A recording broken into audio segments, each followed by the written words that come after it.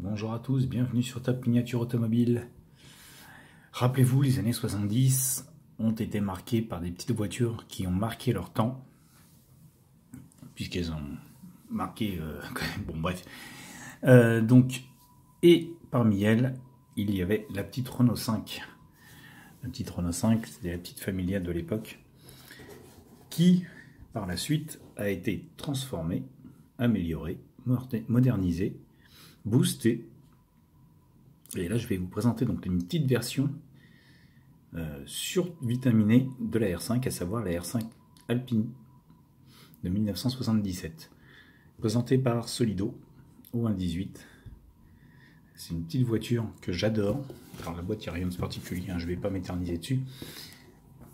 C'est une petite voiture que j'adore, la R5, parce qu'elle est pas intemporelle, mais presque, dans le sens où très tard, au milieu des années 80 encore, elle était présente. Et donc elle a touché beaucoup de gens à tous les niveaux, par n'importe quelle configuration qu'elle soit, c'est-à-dire soit la version classique, soit la version améliorée, soit la version turbo, soit la version turbo 2, soit... Enfin, c'est vraiment une petite voiture qui est géniale. De par sa conception, déjà, de par sa bouille, parce que c'est une petite voiture qui est très attachante.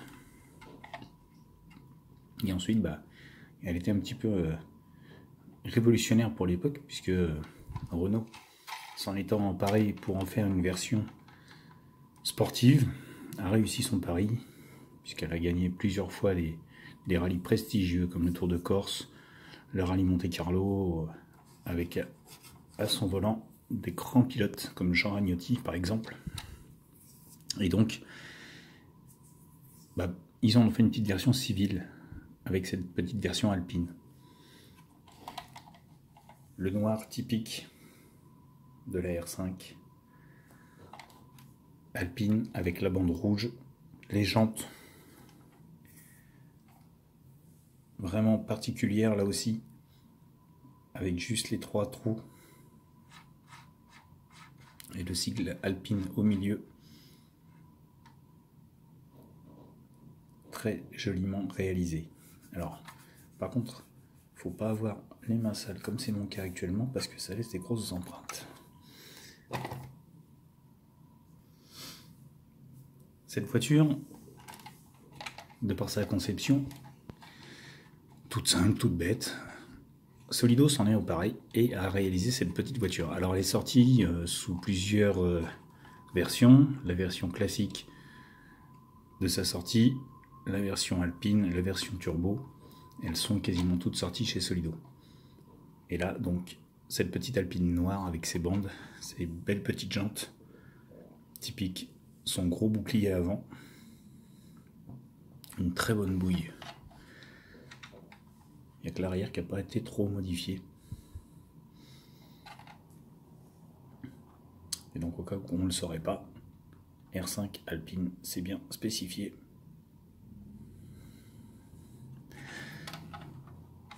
Les proportions sont très jolies de cette petite voiture. Vraiment, on a un physique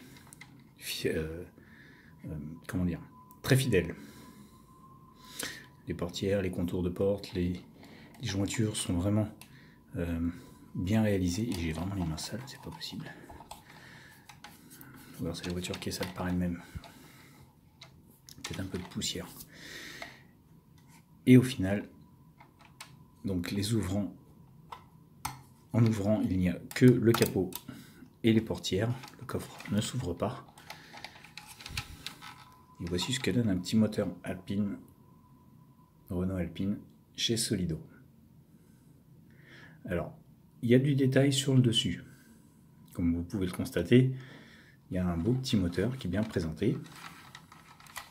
Mais ce n'est que du superficiel, parce qu'en dessous, on a ça.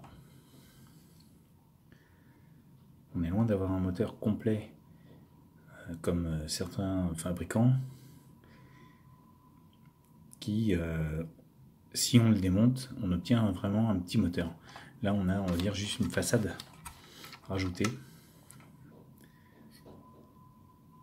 Avec, bon, quand même un peu de détails. Donc le 4 cylindres, survitaminé Alpine.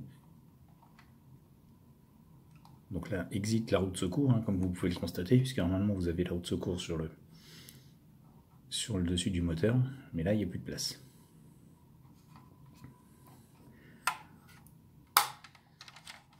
Donc, côté conducteur, hop, on ouvre pour accéder à un siège pilote semi-baquet d'un cuir rouge à la base. Très beau. Et là honnêtement on a un contraste dans le rouge et le noir qui est magnifique. Cette petite voiture est vraiment terrible. Et là donc le tableau de bord typique de la R5 avec le volant Alpine. Alors semblant de volant Alpine, hein, c'est pas un vrai volant Alpine, mais on va dire qu'il y a les trois branches, pardon, avec théoriquement les 3 trous au milieu sur chaque branche. Le volant Alpine typique. Les panneaux de porte également sont bien faits, aurait mérité un petit peu plus d'attention de ma part. C'est juste une petite remarque comme ça, mais il y a le mérite d'avoir la poignée de porte, la coudoir et l'ouvre portière ici. La ceinture de sécurité est présente, bon, même si c'est juste comme ça histoire d'eux, mais il y a le mérite d'avoir une ceinture comme à l'arrière.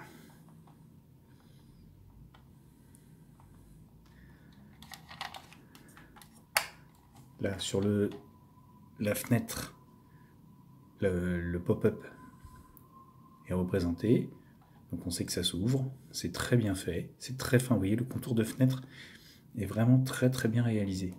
Elle est très fine cette petite. Quand on prend l'arrière, la lunette arrière dégirante avec l'essuie-glace, les feux de recul avec les feux de plaque arrière et les petits feux arrière typiques de la R5 et les répétiteurs, les catadioptres, les réflecteurs. Je me rappelle plus. Je me rappelle plus s'ils s'allumaient ceux-là. Je crois pas. Ou les anti-brouillards. Enfin, je sais. Honnêtement, je sais plus. Là, je cache pas que j'ai un trou. Donc le pare-choc peint noir également présent, contrairement à l'avant qui lui est un noir mat. Et côté passager, donc là également l'ouverture. Alors les portes, il faut faire très attention, vous avez pu le constater, elles sont très fines, très légères et très fragiles. J'en ai déjà cassé, pas sur celle-ci, mais j'en ai déjà cassé sur une Renault 12. Je l'ai un petit peu tordu, bon ça va, ça se voit pas trop, mais pas celle que je vous avais déjà présentée, mais la poubelle là que je veux modifier, Donc c'est celle-là, j'ai failli casser une portière la dernière fois, parce qu'elles sont très fines. Et là donc côté passager, on retrouve également le siège, avec la molette de réglage, la ceinture, le panneau.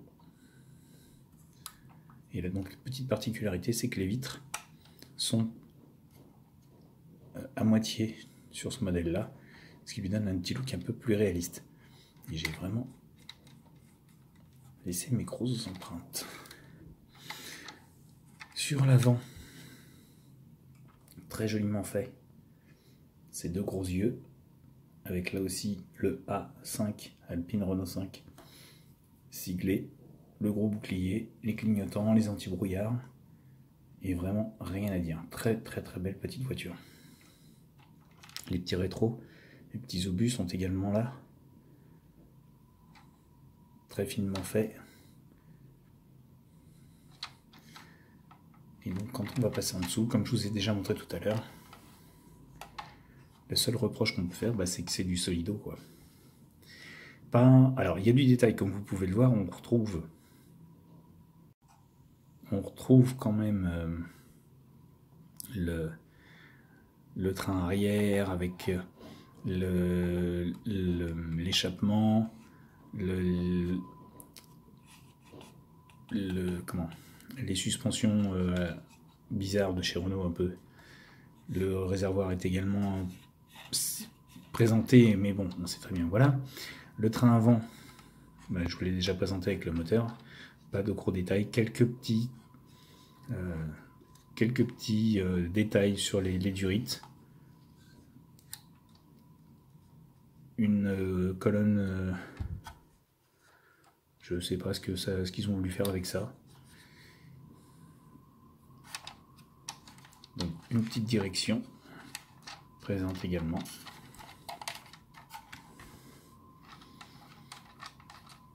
Et on obtient donc un très beau modèle. Il faut être fan de Renault 5, ce qui est mon cas. Que ce soit la première version, toute simple, toute bête, qui ressemble à pas grand chose, une petite voiture classique qui paye pas de mine, ou les versions un petit peu plus musclées, plus récentes de ce modèle, elles m'ont toutes plu. Moi, dans les années 70, j'étais pas bien vieux, j'en ai dans la famille, il n'y en a pas eu, mais c'est une petite voiture qui m'aurait plu, parce que c'est une petite 4 places, une petite familiale, 4 places, classique, petit moteur, économique. On en trouve encore. Bon, le problème c'est comme toutes les petites voitures de ces époques-là, elles commencent à prendre un peu de valeur, ce qui est un peu pas dommage parce que on arrive à certains prix un peu exorbitants, mais bon, dans l'ensemble, on en trouve encore. Par contre, faut pas chercher sur une R5 turbo parce que là, on arrive à des cotes défiant toute concurrence. Je crois qu'une R5 Alpine, une R5 turbo, je crois que c'est 100 000 €. Bref. Donc voilà. Ça, c'est des petites voitures. Alors, j'ai pas 100 000 € pour l'instant, mais j'ai les moyens de me payer une R5 Alpine. Chez Solido, je crois qu'à l'époque, elle m'avait coûté un truc dans les 35 €, 39 €, un truc comme ça, je me rappelle plus. On en trouve encore. On en trouve sur le Bon Coin, sur eBay. C'est pas souvent, mais on en trouve. Voilà les amis. Allez, je vous laisse vous faire votre avis comme d'habitude. N'hésitez pas à me laisser vos commentaires sur la chaîne. Et surtout, abonnez-vous à Top Miniature Automobile. Je vous attends. Et sur ce, je vous dis à bientôt pour une nouvelle vidéo.